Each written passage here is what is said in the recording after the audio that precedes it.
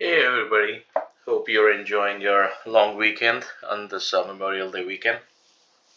We got a short week this week with 4 days of trading, and just wanted to kind of record my or share my thoughts here with SPX and what kind of action can be expected and the range that can be traded right in this next 4 days. So after the sell that we got, after the Nvidia earnings, where Nvidia popped, but rest of the market sold on the PMI, um, we got into the lower range. Like we have been expecting 50 to 40s, but we kind of ended somewhere around 50 to 56 on the day of the sale. And if you look into the structure of this drop, it came out to be a three wave drop, right? So we had one, two, and three, right? The expectation for the next day was that if this is to be turned into an impulse move, then the A5 to 85 would be resisting, and we will get our dip to 50 to 40, right? Of course, that did not happen next day. Market opened up close to 5285, and it just started rallying over, right? And rallied over, then rallied into 5315 around that area, which was our next resistance, about 5300, right? So now, with this three wave drop, what can be happening? Either this was an ABC all within this drop. We got an ABC, then a single session drop, and this was primarily maybe for a sub four of the wave three, right? So with that I mean that we got this, no, not this three, but this was still a wave three move up, and that was a sub four drop for the wave three, right? So if our wave one two is here, then three four, and we are just going for a five. Wave one may be a little higher up there. Let me just see.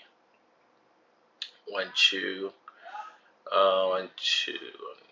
Yeah, so I could do this, right? So one two. One, two, three, four, five, ABC, yeah, three, four, and we are looking at a fifth wave up, right? So either this fifth wave is an up in progress right now, right after this ABC drop, which means we'll get a new high, and we'll see how high it can go. Probably it can stay within this resistance limit. Above this, of course, 5400 area would be the target, right?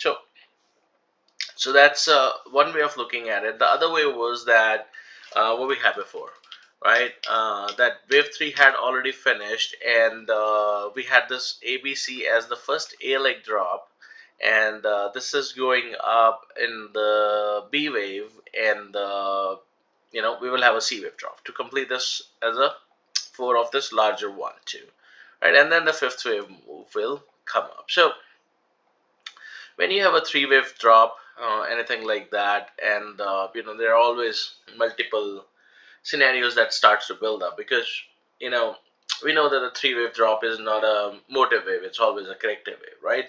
And when you start with a three wave drop, the options open up pretty much for everything. It could be a complex correction structure which can keep on going, or it could be a flat structure, which is 335, which means three moves down, three waves up, and then five moves down, right? And then we have triangles, which is multiple three, like a three waves, A, B, C, D, E, right? So three, three, three, three, three, right? So a lot of options open up here, and we cannot say that okay, this is going up for sure, or this is not going up and going into a certain correction pattern. But what we have to make sure is that we keep our supply and demand in the picture, and we know that we have this drop starting from here, uh, you know, it's here, right? So we have this area, and uh, once we get into it, if you had been long from the lows, you pretty much take the profit up there and see if this zone will take more time to balance out. Like for example, like I said, you have something like this, and we create a big balance area here, right? The balance area like this, and then we have a breakout later on, right? So it can happen. A big balance area can be created here, right?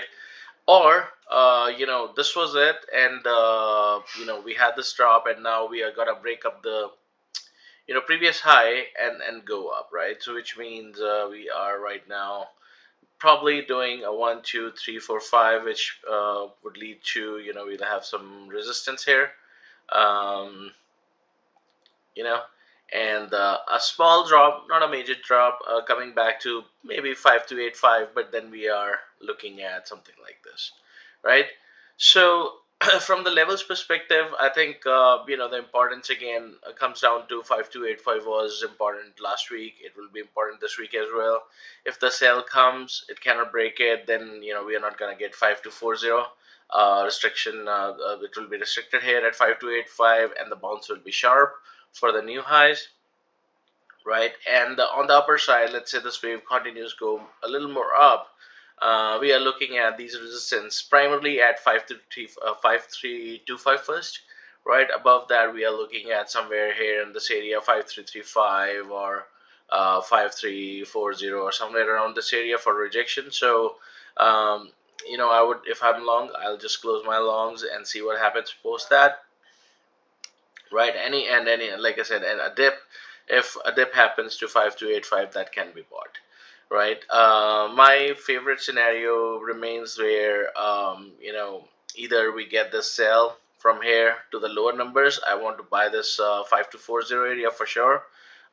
Very good risk reward for these ones. I may be okay with if you get this 1 2 and this dip as well. That okay, if it comes down and 5285 doesn't crack and we start moving up, right? Then I buy again, right? Because we know that this could be a 1 2 3 4 5 mover. So again, a good risk reward. There's no good risk to buy it here on the Monday open. If sorry, on the Tuesday open, if this keep going up, right? That's a risky trade. I would want a pullback or a complete reversal, and 5285 and 50 to 40 remains my buying point, right? Well, that's all what I have for SPX, and I hope this helps. Thank you. Bye bye.